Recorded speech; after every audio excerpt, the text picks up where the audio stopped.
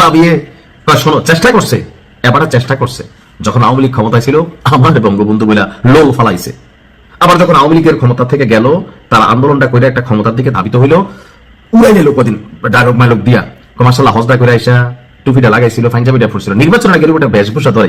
কিন্তু দিন শেষে সার্জিসকে মানুষ প্রত্যাখ্যান করে বসে। আমি যখন নিউজটি করছি, এখানে আপনারা জানেন যে আমি যদি একটু স্পেসিফিক বলি, পঞ্চগড় 1 আসনে 155টি ভোট কেন্দ্রে ভোট হয়েছে আজকে। এর মধ্যে আমি যখন নিউজটি করছি 72টির প্রাথমিক ফলাফল চলে এসেছে, অর্থাৎ 48% ভোট কেন্দ্রের খবর আমরা পেয়ে গেছি ফলাফল।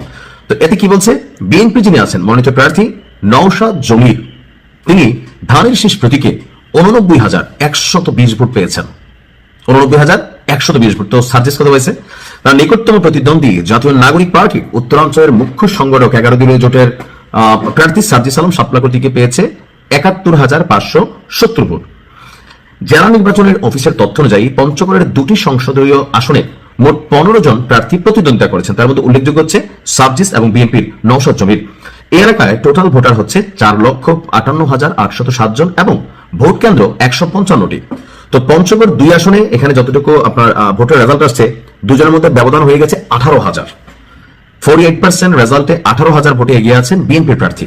তাহলে বাকি যখন 52% ভোট কেন্দ্রের রেজাল্ট আসবে, আপনি চোখ বন্ধ করে মনে করতে পারেন যে এখানে আপনার আরো মানে সার্জিস প্রায় 30 থেকে 40,000 ভোটে হারবে।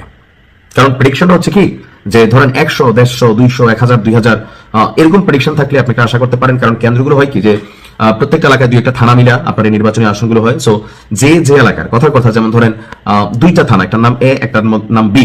এখন দেখা গেছে যিনি এ, তিনি হচ্ছেন বিএনপির একজন প্রার্থী, তিনি এ এলাকার। তো বি এলাকাতে তিনি তেমন ভোট পাবেন না। আবার যিনি বি এলাকার আছেন তিনি এতে ভোট পাবেন না। বাট এই ভোটের ব্যবধানটা খুব বেশি হয় না।